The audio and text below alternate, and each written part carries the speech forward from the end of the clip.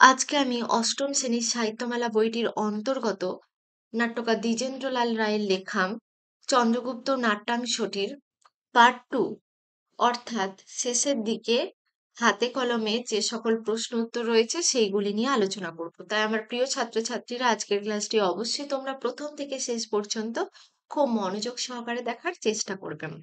আর এই চ্যানেলে যারা নতুন ছাত্রছাত্রী আছো তারা অবশ্যই চ্যানেলটিকে সাবস্ক্রাইব করো এবং পাশে থাকা বেল আইকনটি অল নোটিফিকেশন সেট করে রাখো।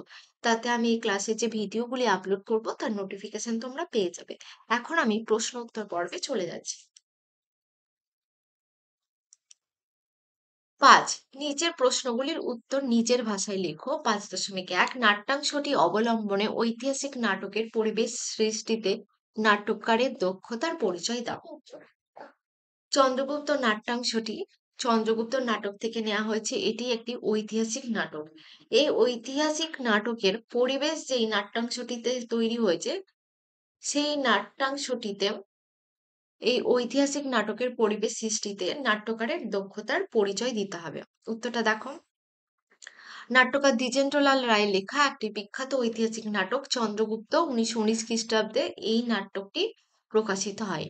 নাটকটিতে চন্দ্রগুপ্তের বীরত্ব ও সাহসিকতার জয়গান করা হয়েছে। এই নাটকের নানা ঐতিহাসিক ঘটনা ও চরিত্রের সমাবেশ ঘটায় একে ঐতিহাসিক নাটক বলা যায়। সাহিত্যমেলা বইটির অন্তর্গত চন্দ্রগুপ্ত নাট্যাংশটি এই নাটকের অংশ। ঐতিহাসিক চরিত্র সমাবেশ অর্থাৎ এই নাটকটিতে কি কি ঐতিহাসিক চরিত্র রয়েছে। এই নাটকে চন্দ্রগুপ্ত, গ্রিক সম্রাট সেকেন্দার, গ্রিক সেনাপতি সেলুকাস, তার কন্যা হেলেন, অ্যান্টিগোনাস প্রমুখ ঐতিহাসিক চরিত্রের পরিচয় পাওয়া যায়। তারপর দেখো ঐতিহাসিক ঘটনার সমাবেশ। নাটকটিতে নাট্যকার নানান ঐতিহাসিক চরিত্রের পাশাপাশি নানান ঐতিহাসিক ঘটনাকে অতি দক্ষতার সাথে তুলে ধরেছেন। উদাহরণ স্বরূপ বলা যায় সেকেন্দারের ভারত আক্রমণ, সেকেন্দারের সঙ্গে পুরুর যুদ্ধ, পুরুর আত্মমর্যাদার কথা নাট্যাংশটিতে উঠে এসেছে। নাট্যাংশটির মধ্যে ইতিহাসের প্রচলিত কোনো ঘটনা বা চরিত্রকে বিকৃত করা হয়নি। তাই আমরা বলতে পারি যে নাট্যকার দ্বিজেন্দ্রলাল রায় এই চন্দ্রগুপ্ত নাট্যাংশে যথাযথ ঐতিহাসিক পরিবেশ সৃষ্টিতে বিশেষ দক্ষতার পরিচয় দিয়েছেন। চন্দ্রগুপ্ত নাটকটিতে ঐতিহাসিক চরিত্রের পাশাপাশি নাট্যকার নানা ঐতিহাসিক ঘটনাকে তুলে ধরেছেন। সেই ঐতিহাসিক ঘটনাগুলি কি কি দেখো। সেকেন্দারের ভারত আক্রমণ, সেকেন্দারের সঙ্গে পুরুর যুদ্ধ, এগুলি। এই নাট্যাংশটির মধ্যে ইতিহাসের কোনো চরিত্রকে বা ঘটনাকে বিকৃত করা হয়নি। ইতিহাসের মূল ঘটনায় এখানে রয়েছে, কোনো ঘটনার অদল বদল ঘটানো হয়নি। তাই আমরা বলতে পারি যে চন্দ্রগুপ্ত নাট্যাংশে নাট্যকার ঐতিহাসিক পরিবেশ সৃষ্টিতে বিশেষ দক্ষতার পরিচয় দিয়েছে। 5.2 নাট্যাংশে সেকেন্দার ও সেলুকাসের পরিচয় দাও। সেকেন্দারের সংলাপে ভারত প্রকৃতির বৈচিত্র্যপূর্ণ রূপ কিভাবে ধরা দিয়েছে তা বিশ্লেষণ করো। উত্তরটা দেখো। নাট্যকার দ্বিজেন্দ্রলাল রায় রচিত চন্দ্রগুপ্ত নাট্যাংশে উল্লিখিত সেকেন্দার হলেন গ্রিক সম্রাট এবং সেলুকাস হলেন গ্রিক সেনাপতি। গ্রিক সম্রাট সেকেন্দারের সংলাপে ভারতের প্রকৃতির বৈচিত্র্যপূর্ণ রূপটি অতি সুন্দরভাবে ধরা পড়েছে। সেকেন্দারের কথায় এদেশের দিনের বেলায় তীব্র রোদ, রাতে স্নিগ্ধ চাঁদের আলো, বর্ষাকালে ঘন মেঘের গর্জন, নদ নদীর উচ্ছলতা প্রভৃতি দৃশ্য ধরা পড়েছে সেকেন্দারের চোখে। ভারতের সমস্ত প্রাকৃতিক সৌন্দর্যের চেয়ে সেরা হলো এই দেশ শাসনকারী জাতি। সেকেন্দারের মতে এরা শিশুর মতো সরল হয়েও বজ্রের মতো শক্তি ও প্রবল সাহসের অধিকারী। পরের প্রশ্ন দেখো।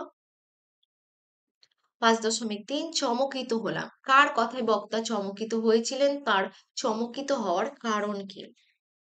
উত্তরটা দেখো। বক্তা গ্রিক সম্রাট সেকেন্দার তার বাহিনীর কাছে পরাজিত পুরুরাজের কথায় চমকিত হয়েছিলেন। পরাজিত বন্দী পুরুরাজের কাছে সেকেন্দার জানতে চেয়েছিলেন যে তিনি সম্রাটের কাছে কেমন আচরণ প্রত্যাশা করেন। এর উত্তরে পুরুরাজা তাকে বলেছিলেন রাজার প্রতি রাজার আচরণ। এই উক্তির মধ্য দিয়ে পুরুরাজের চরিত্রে যে শৌর্য, সাহসিকতা, ব্যক্তিত্ব ও আত্মসম্মানের প্রকাশ ঘটে তা গ্রিক সম্রাটকে মুগ্ধ করে। এর ফলে তিনি পুরুরাজকে হারানো রাজ্য ফিরিয়ে দেন। 5.4 সম্রাট মহানুভব। বক্তাকে সম্রাটের মহানুভবতা কিরূপ পরিচয় নাট্যাংশে পাওয়া যায়? উত্তরটা দেখো। আলোচকটির বক্তা হলেন গ্রিক সেনাপতি সেলুকাস। যুদ্ধে পরাজিত বন্দী পুরুরাজের কাছ থেকে সেকেন্দার জানতে চান তিনি গ্রিক সম্রাটের কাছে কেমন আচরণ প্রত্যাশা করেন। পুরুরাজ উত্তরে বলেন রাজার প্রতি রাজার আচরণ প্রত্যাশা করেন। পুরুরাজের বীরত্বে ও সাহসিকতায় মুগ্ধ হয়ে তিনি তার রাজ্য ফিরিয়ে দেন। এই ঘটনাটির মধ্য দিয়ে প্রকৃত বীরের প্রতি একজন বীর যোদ্ধার শ্রদ্ধাবোধ ফুটে ওঠে। গ্রিক সম্রাট সেকেন্দারের এই আচরণের মধ্যে সেলুকাস তার মহানুভবতা লক্ষ্য করেছে। 5.5 ইতিহাসের নানান অনুষঙ্গ কিভাবে নাট্য কলরবে বিধৃত হয়েছে তা ঘটনা ধারা বিশ্লেষণ করে আলোচনা করা। তোটা দেখো, চন্দ্রগুপ্ত নাট্যাংশটি কাল্পনিক হলেও এখানে ঐতিহাসিক কাহিনীর সংমিশ্রণ ঘটেছে। আর এই জন্য আলোচ্য নাটকে নানা ঐতিহাসিক চরিত্র ঘটনা লক্ষ্য করা যায়। এই নাট্যাংশটিতে গ্রিক সম্রাট সেকেন্দার, সেলুকাসের কন্যা হেলেন, অ্যান্টিগোনাস, চন্দ্রগুপ্ত প্রমুখ সুদীপ এখানে ঐতিহাসিক চরিত্র। এই নাট্যাংশটিতে নাট্যকার শুধু ঐতিহাসিক চরিত্র নয়, নানান ঐতিহাসিক ঘটনারও উল্লেখ করেছেন। যেমন সেকেন্দারের ভারত আক্রমণ, সেকেন্দারের সাথে পুরো যুদ্ধ, চন্দ্রগুপ্তকে বঞ্চিত করে নন্দ কিভাবে সিংহাসন নিজের অধিকারে এনেছে সেই সব প্রসঙ্গ এই নাট্যাংশটিতে রয়েছে। সেলুকাসের সঙ্গে চন্দ্রগুপ্তের সাক্ষাৎ ও তার কাছে রণকৌশল শিক্ষার বিষয়টির মধ্যেও ইতিহাসে কোনো কৃতি ঘটেনি। এইভাবে ইতিহাসের নানান খণ্ডচিত্র নাট্য কলরূপে বিধৃত হয়েছে। 5.6 চন্দ্রগুপ্ত কাকে গুপ্তচর আখ্যা দেওয়া হয়েছে? সে কি প্রকৃতই গুপ্তচর?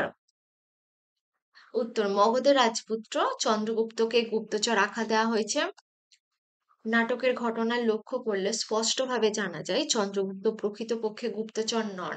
তিনি গ্রিক সেনাপতি সেলুকাসের কাছ থেকে যুদ্ধের শিক্ষা লাভ করেন।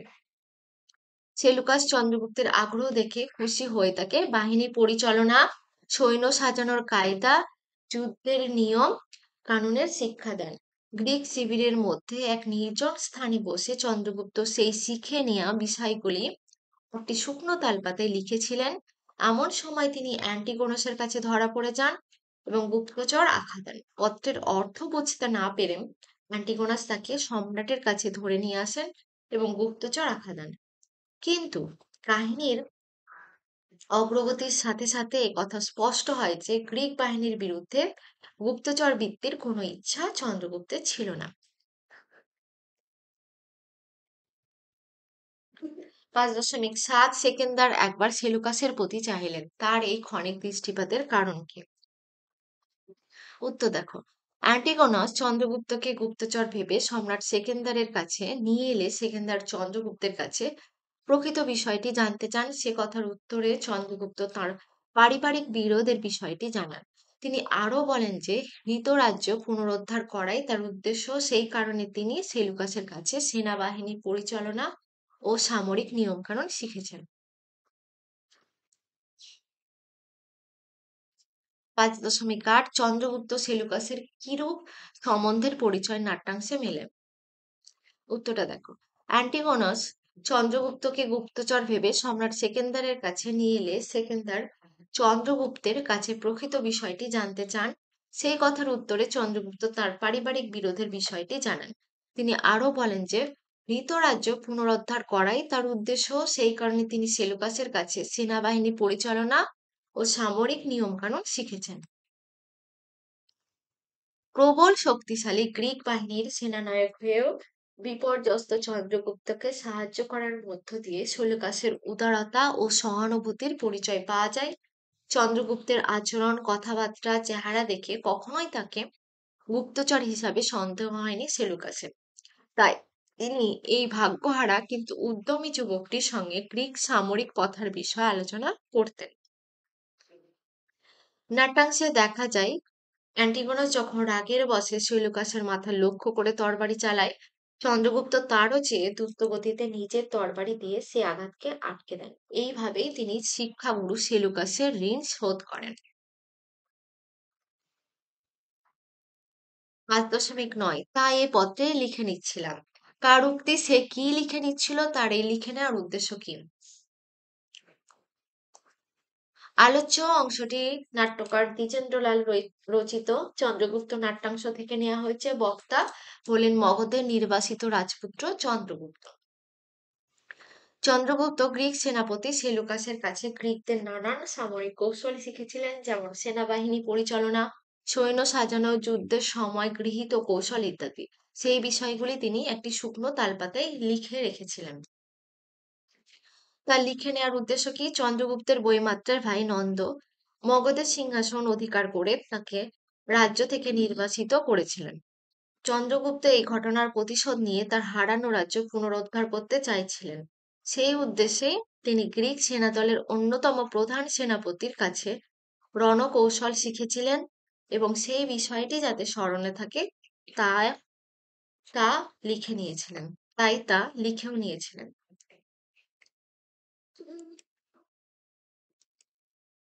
5.10 অ্যান্টিগোনাস নাটকের এই দৃশ্যে সেলুকাসকে বিশ্বাসঘাতক বলেছে।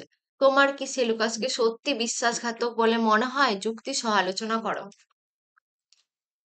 নাট্যকার দ্বিজেন্দ্রলাল রায় রচিত চন্দ্রগুপ্ত নাটকের প্রথম অঙ্কের প্রথম দৃশ্যে অ্যান্টিগোনস সেলুকাসকে বিশ্বাসঘাতক বলে মনে করেন। কিন্তু সেলুকাসকে আমার বিশ্বাসঘাতক বলে মনে হয় না। চন্দ্রগুপ্তকে দেখে এবং তার ব্যবহার কথাবার্তায় সেলুকাসের কখনোই মনে সন্দেহ বা বিদ্বেষ ভাব জেগে ওঠেনি। স্বভাবত তিনি চন্দ্রগুপ্তকে শত্রু বলেও মনে করেননি, সেই কারণেই রণকৌশলে শিক্ষা দিতেও দ্বিধাবোধ করেনি। অন্যদিকে চন্দ্রগুপ্তের কথাতে স্পষ্ট হয় যে গ্রিক বাহিনীর ক্ষতি করা বা গ্রিক সেনা দলকে আক্রমণ করার কোনো উদ্দেশ্য তার ছিল না, তাই সেলুকাসকে কখনোই বিশ্বাসঘাতক বলা যায় না। 5.11 নিরস্ত হও। কে এই নির্দেশ দিয়েছিলেন? গ্রিক সম্রাট সেকেন্দার চন্দ্রগুপ্তকে আক্রমণে উদ্যত অ্যান্টিগোনাসকে এই নির্দেশ দিয়েছিলেন। কোন পরিস্থিতিতে তিনি এমন নির্দেশ দানে বাধ্য হলেন? চন্দ্রগুপ্তকে গুপ্তচর সন্দেহে বন্দী করে গ্রিক সেনাপতি অ্যান্টিগোনস তাকে গ্রিক সম্রাট সেকেন্দারের কাছে নিয়ে আসেন। সেলুকাস চন্দ্রগুপ্তকে গুপ্তচর ভেবে নিয়ে বিশ্বাসঘাতক বলে ওঠেন। তখন অ্যান্টিগোনস বলেন যে স্বদেশের সেনাবাহিনীর সাথে বিশ্বাসঘাতকতা করেছেন স্বয়ং সেলুকাস। সে কথা সহ্য করতে না পেরে সেলুকাস তরবারি বের করেন। তখন দ্রুততার সঙ্গে নিজের তরবারি বের করে সেলুকাসের মাথা লক্ষ্য করে নিক্ষেপ করেন। চন্দ্রগুপ্ত নিজে তরবারি দিয়ে সেই আঘাত আটকে শিক্ষাগুরুর প্রতি তার ঋণ শোধ করেন। তখন অ্যান্টিগন সেলুকাসের পরিবর্তে চন্দ্রগুপ্তকে আক্রমণ করলে গ্রিক সম্রাট সেকেন্দার প্রশ্নে উদ্ধৃত নির্দেশটি দেন। 5.12 অ্যান্টিগনস লজ্জায় শির অবনত করলেন। তার এহেন লজ্জা তার এহেন লজ্জা হওয়ার পরিণতি কি? উত্তর দেখো। আলোচ্য অংশটি নাট্যকার দ্বিজেন্দ্রলাল রচিত ঐতিহাসিক নাটক চন্দ্রগুপ্তের প্রথম অঙ্কের প্রথম দৃশ্য থেকে নেওয়া হয়েছে। সামরিক প্রথা ও পারপার্শ্বিক সৌজন্য ভুলে অ্যান্টিগোনস গ্রিক সেনাপতি সেলুকাসকে বারবার বিশ্বাসঘাতক বলেন। উত্তেজিত সেলুকাস তরবারি বের করলে অ্যান্টিগোনস তার থেকেও দ্রুততার সঙ্গে সেলুকাসের মাথা লক্ষ্য করে তরবারি নিক্ষেপ করেন। সম্রাট সেকেন্দারের সামনে একজন সাধারণ সৈন্যদক্ষের এমন আচরণকে উদ্ধত ছাড়া আর কিছু বলা যায় না। প্রথমে তাকে নিরস্ত হওয়ার নির্দেশ দেন সম্রাট, তারপর তার নাম ধরে সম্বোধন করেন সেকেন্দার। তিনি অ্যান্টিগোনসকে শাসন করেছেন তা বুঝতে পেরে অ্যান্টিগোনস তখন লজ্জায় মাথা নিচু করেন। 5.13 নাট্যাংশ অবলম্বনে গ্রিক সম্রাট সেকেন্দারের উজ্জ্বল ব্যক্তিত্বের পরিচয় দাও। উত্তর দেখো। দ্বিজেন্দ্রলাল রচিত চন্দ্রগুপ্ত গ্রিক সম্রাট সেকেন্দারের উজ্জ্বল ব্যক্তিত্বের পরিচয় পাওয়া যায়। এক সন্ধ্যায় সিন্ধু নদের তীরে দাঁড়িয়ে সেনাপতি সেলুকাসের সঙ্গে সম্রাটের কথাবার্তায় তাঁর মহান মানসিকতার পরিচয় পাওয়া যায়। তিনি দিগ্বিজয়ের আকর্ষণে ভারতে ছুটে এসেছেন। পুরো রাজ্যের কাছ থেকে তিনি বাধা পেলেও তার প্রতি যে ব্যবহার তিনি করেছেন তা একজন যথার্থ বীরের পক্ষে সম্ভব। সৈন্য সংখ্যা কমে যাওয়ার কারণে দেশে ফিরে যেতে চাওয়ার মধ্য দিয়ে তার মনের আক্ষেপ স্পষ্ট হয়। চন্দ্রগুপ্তের পরিচয় পেয়ে তাকে মুক্তি দেওয়ার মধ্য দিয়ে গ্রিক সম্রাটের উদারতা এবং যুক্তিশীল মনের পরিচয় পাওয়া যায়। 5.14 দেখো, চন্দ্রগুপ্তের প্রতি সেকেন্দারের কিরূপ মনোভাবের পরিচয় নাট্য দৃশ্যে ফুটে উঠেছে তা উভয়ের সংলাপের আলোকে বিশ্লেষণ করো। নাট্যকার দ্বিজেন্দ্রলাল রায় লেখা চন্দ্রগুপ্ত নাট্যাংশে গ্রিক সম্রাট সেকেন্দারের সঙ্গে মগধের নির্বাসিত রাজপুত্র চন্দ্রগুপ্তের কথাবার্তার মধ্য দিয়ে চন্দ্রগুপ্তের প্রতি সেকেন্দারের মনোভাবের পরিচয় পাওয়া যায়। অ্যান্টিগনস চন্দ্রগুপ্তকে সম্রাট সেকেন্দারের কাছে গুপ্তচর হিসাবে উপস্থিত করেছিলেন। অভিযোগের সত্যতা যাচাইয়ের জন্য সেকেন্দার চন্দ্রগুপ্তের প্রকৃত পরিচয় জানতে চান। চন্দ্রগুপ্তের স্পষ্টবাদিতা, সততা, বীরত্ব, শিক্ষালাভের একান্ত ইচ্ছা তাকে আকৃষ্ট করে। চন্দ্রগুপ্তকে অ্যান্টিগনস আক্রমণ করলে সম্রাটই তাকে নিরস্ত করেন এবং ঔদ্ধত্য দেখানোর জন্য অ্যান্টিগনসকে সাম্রাজ্য থেকে নির্বাসিত করেন। শেষে সম্রাট সেকেন্দার শত্রুর গুপ্তচর হিসাবে চন্দ্রগুপ্তকে আটক করতে চাইলে চন্দ্রগুপ্ত তার তীব্র ভাষায় প্রতিবাদ জানান।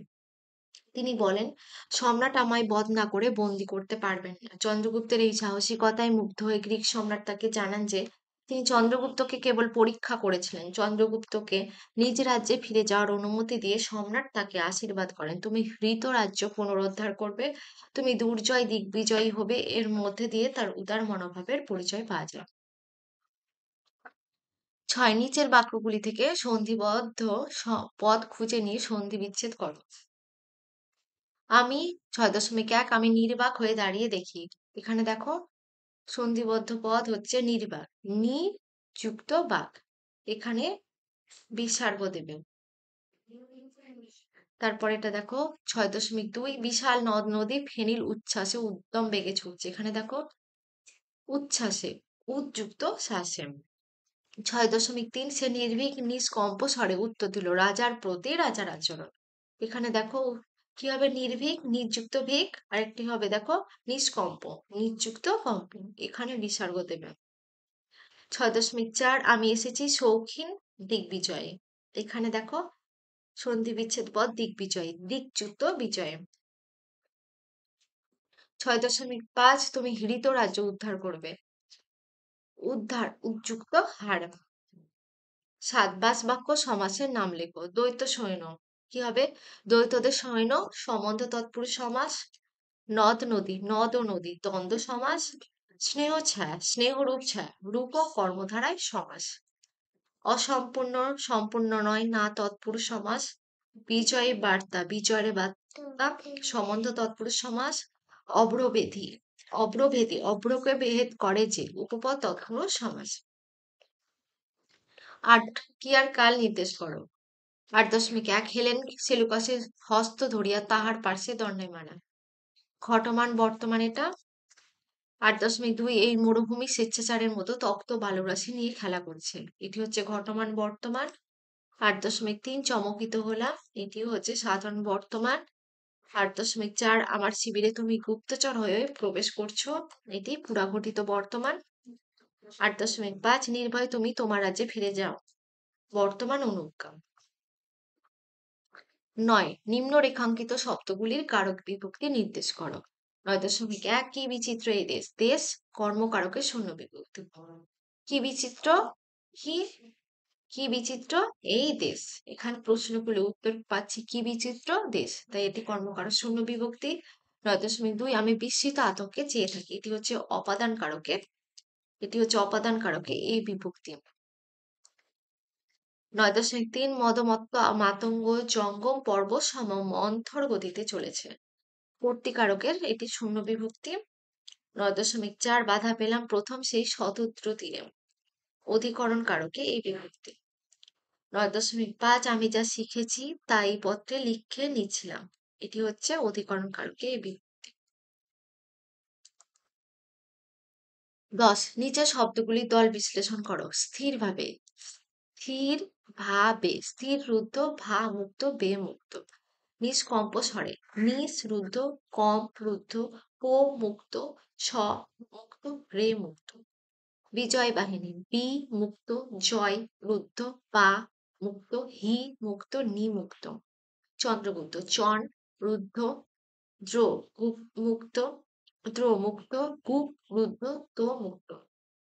আর্যকুরুরি আর রুদ্ধ, যো মুক্ত, পু মুক্ত, লো মুক্ত, রো মুক্ত, বি মুক্ত। 11 নির্দেশ অনুযায়ী বাক্য পরিবর্তন করো। 11.1 নতরতে শিবির সম্মুখে সেকেন্দার ও সেলুকাস অস্তগামী সূর্যের দিকে চাহিয়াছিলেন। দুটি বাক্যটি ভেঙে লিখতে হবে। সেলুকাস ও সেকেন্দার ও সেলুকাস নদ তটে শিবির সম্মুখে দাঁড়াইয়াছিলেন, তারা অস্তগামী সূর্যের দিকে চাহিয়াছিলেন। 11.2 আমার কাছে কিরূপ আচরণ প্রত্যাশা করো। পরোক্তিতে বক্তা জিজ্ঞাসা করলেন যে শ্রোতার কাছে কিরূপ আচরণ প্রত্যাশা করেন।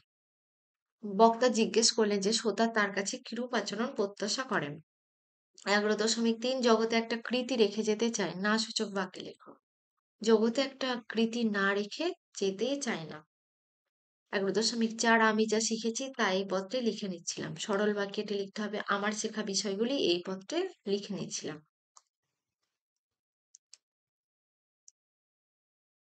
11.5 তোমার অপরাধ তত নয়। হ্যাঁ সূচক বাক্যে তোমার অপরাধ সামান্য। 11.6 এই গৃহে নিরাশ্রয় হিন্দু রাজপুত্র তার ছাত্র হিসেবে তোমার কাছে উপস্থিত, তাতেই তিনি তস্ত্র নিম্নরেখ শব্দের বিশেষ্য রূপ ব্যবহার করে বাক্যটি লিখো। উপস্থিত, উপস্থিতি। তাহলে এখানে দেখো এক গৃহের নিরাশ্রয় হিন্দু রাজপুত্রের ছাত্র হিসাবে তার কাছে উপস্থিতিতে তিনি তস্ত্র।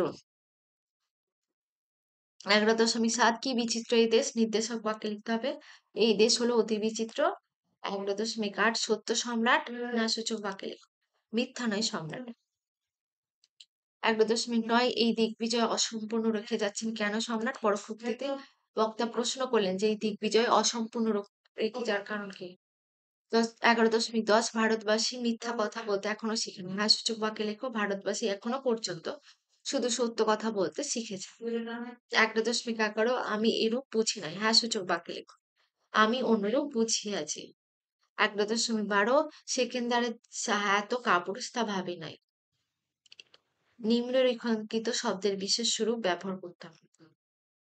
সেকেন্দার সাহার কাপুরুষত্ব এতখানি ভাবি নাই। 11.13 সম্রাট আমায় বধ না করে বন্দি করতে পারবে না। যৌগিক বাক্যে লিখতে হবে সম্রাট আগে আমায় বধ করবেন এবং তারপর বন্দি করবেন। 11.14 আমি পরীক্ষা করছিলাম মাত্র। জটিল বাক্যে দেখো আমি যা করছিলাম তা নিতান্তই পরীক্ষা। 11.15 নির্ভয়ে তুমি তোমার রাজ্যে ফিরে যাও না সূচক বাক্যে লিখতে হবে তুমি তোমার রাজ্যে নির্ভয়ে ফিরে যেতে বিরত থেকো না।